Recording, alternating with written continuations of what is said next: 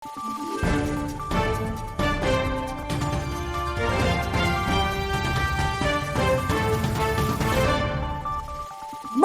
araw, Pilipinas! Ito ang Valiente News hatid sa inyo ng Office of the Vice President.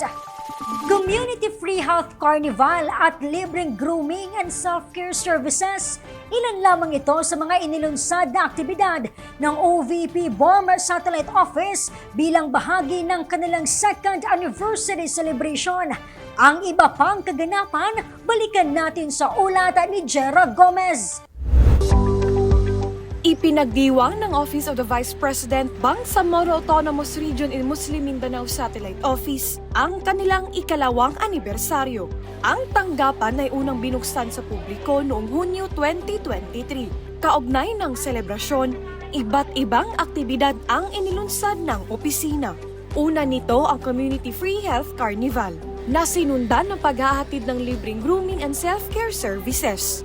Isang pagtitipon din ang isinagawa ng opisina upang personal na ipaabot ang kanilang pasasalamat sa di matatawaran na kontribusyon ng kanilang mga naging katuwang sa paghahatid ng mga kinakailangang serbisyo ng taga-BARM.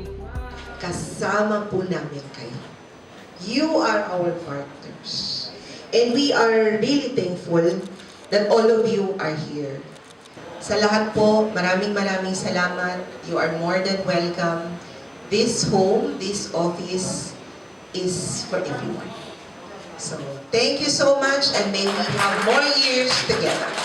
Nananatili namang handa at bukas ang pintuan ng iba't ibang institusyon mula sa BARM upang tumulong sa tanggapan sa paghahatid serbisyo sa mga Pilipino. We would like to thank the Office of the Vice President for the medical assistance funded to us, and we will assure you that our institution will give its full support to the programs and initiatives of the Office of the Vice President to help the Filipinos, especially the people in BARM. Let us continue our strong partnership, working hand in hand to build a brighter future for all in the Bangsamoro. Sa kabila ng mga kinakaharap na pagsubok, patuloy na magiging tapat ang tanggapan ng pangalawang Pangulo sa sinumpaang tungkulin nito. At ito ang maglingkod sa bayan at sa mga Pilipino, kabilang na ang Moro community. We also reaffirm our dedication to the people of Central Mindanao. Tanggapan ng pangalawang Pangulo ng Pilipinas ay pamumunuan, paglilingkuran at alalayan ang bawat Pilipino. Mula rito sa Cotabato City, ako po si Jera Gomez. Lahat para sa Diyos, bayan at pamilyang Pilipino. Valiente News. Mahigit 100 residente naka-avail sa inilunsad na Community Free Health Carnival sa Cotabato City. OVP BORM Satellite Office nagsagawa ng blood donation drive, katuwang ang Philippine Red Cross.